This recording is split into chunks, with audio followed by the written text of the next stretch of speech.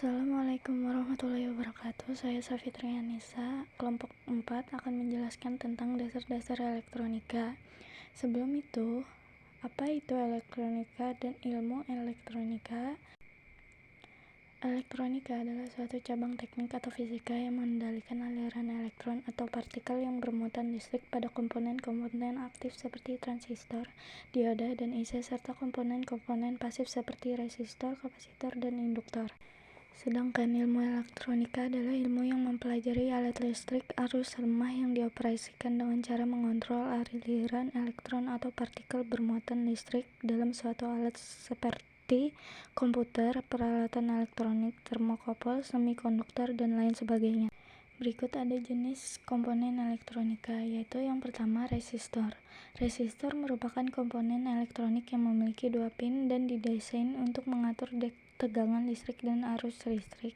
Dengan resistensi tertentu atau tahanan dapat memproduksi tegangan listrik di kedua pin. Nilai tegangan terhadap resistensi berbanding lurus dengan arus yang mengalir. Ada 2 jenis resistor, yaitu resistor tetap dan resistor variabel. Resistor tetap adalah resistor yang nilai hambatannya relatif tetap, biasanya terbuat dari karbon, kawat, atau paduan logam. Sementara resistor variabel adalah resistor yang besar hambatannya dapat diubah-ubah. Contohnya adalah resistor KSN, resistor LDR, dan resistor VDR. Berikutnya yang kedua ada kondensator atau kapasitor. Adalah suatu alat yang dapat menyimpan energi di dalam medan listrik dengan cara mengumpulkan ketidakseimbangan internal dari muatan listrik. Fungsi utamanya yaitu 1. Sebagai penyaring atau filter pada rangkaian regulator DC atau power supply untuk meminimalisir tegangan supply AC yang masih tersisa. Kedua, sebagai pembangkit pulsa. Yang ketiga, sebagai penggeser fasa. Yang keempat, sebagai coupling, yakni penghubung antara dua buah rangkaian elektronika pada rangkaian penguat atau amplifier yang menghubungkan rangkaian pre-AMP dengan amplifier. Yang kelima, sebagai filter dan coupling pada rangkaian power supply, penggeser fasa, pembangkit frekuensi pada rangkaian osilator, dan juga dapat digunakan untuk mencegah percikan bunga api yang dapat terjadi pada saklar. Berikutnya ada simbol-simbol kapasitor. Yang pertama ada nonpolar, dan yang kedua ada elektrolit atau polar. Yang ketiga ada variabel.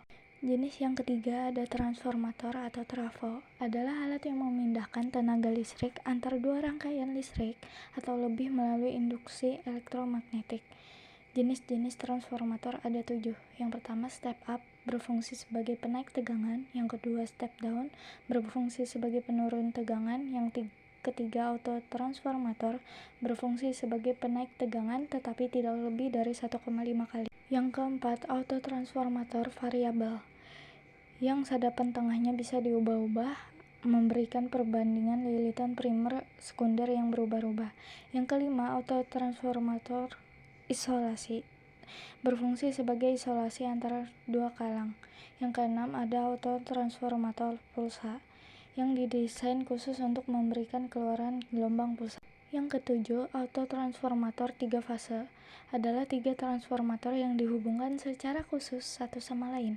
Lilitan primer biasanya dihubungkan secara bintang, dan lilitan sekunder dihubungkan secara delta. Berikutnya ada sifat dan macam bahan penghantar isolator.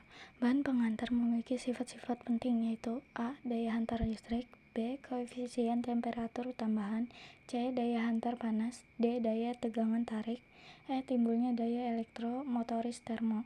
Aluminium sifat penting, dapat ditempa dalam keadaan dingin, tidak tahan terhadap garam dapur atau laut, warna silver atau perak, titik didih 1800 Celcius, RHO 0,0278, alfa 0,0047.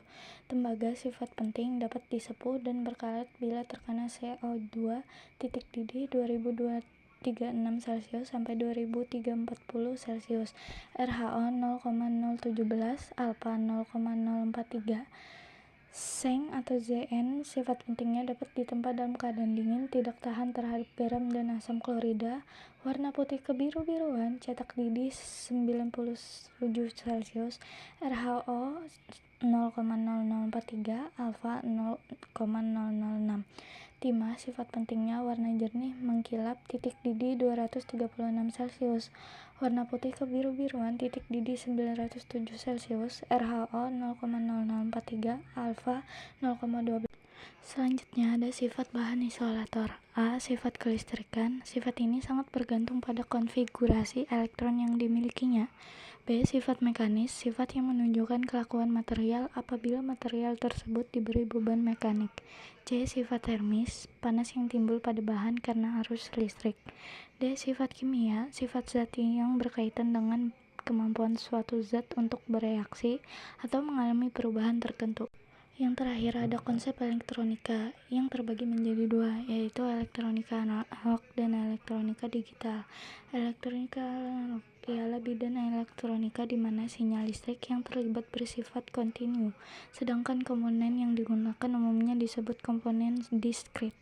Beberapa alat dengan konsep elektronika analog yaitu A. Jam tangan konvensional, B. Kamera analog, C. Alat-alat perkusi, D. Menghitung dengan tangan, lidi, dan batu, E. Komputer analog. Kelebihan teknologi analog adalah tidak mudah dimakan usia, biaya yang digunakan murah, hasil yang didapatkan dapat diuji ketepatannya.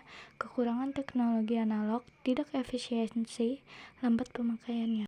Sedangkan elektronik digital adalah sistem elektronika yang menggunakan isyarat digital.